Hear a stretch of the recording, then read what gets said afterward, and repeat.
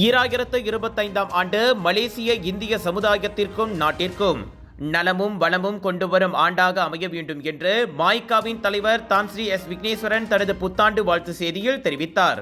கல்வி மட்டுமே இந்திய சமுதாயத்தின் மீட்சிக்கான பாதை என கூறி அதனை முன்னிறுத்தி மாய்கா கல்வி மறுமலர்ச்சியில் தொடர்ந்து முனைப்பு காட்டி வருவதாக கூறினார். இதன் வழியாக மாய்காவின் கல்விக்கரமான MID மூலம் டெஃப் தொழில்நுட்ப கல்லூரி மற்றும் அனைத்துலக தரத்திலான எய்ம்ஸ் பல்கலைக்கழகம் உருவாகியுள்ளன என்றார் அவர். கெடாவில் மட்டும் செயல்பட்டு வருகின்ற எய்ம்ஸ் பல்கலைக்கழகம் விரைவில் கில்லான் பள்ளத்தாக்கிலும் நிறுவிட மாய்கா முயன்று வரும் நற்செய்தியையும் எய்ம்ஸ் பல்கலைக்கழக வேந்தருமான தான்ஸ்ரீ விக்னேஸ்வரன் வாழ்த்து செய்தியுடன் அறிவித்திருக்கிறார். இந்த வளர்ச்சிகளுடன் வர்த்தக முனைவு, சேமிப்பு மற்றும் திட்டமிட்ட வாழ்க்கை முறைகளுக்கும் முன்னுரிமை வழங்கி இணைந்து பயணிக்க வேண்டும் என்றார் அவர். 2025ஆம் ஆண்டில் பொருளாதார முன்னேற்றம் மற்றும் அரசியல் நிலைத்தன்மை மலர வேண்டும் என்று அவர் தெரிவித்தார்.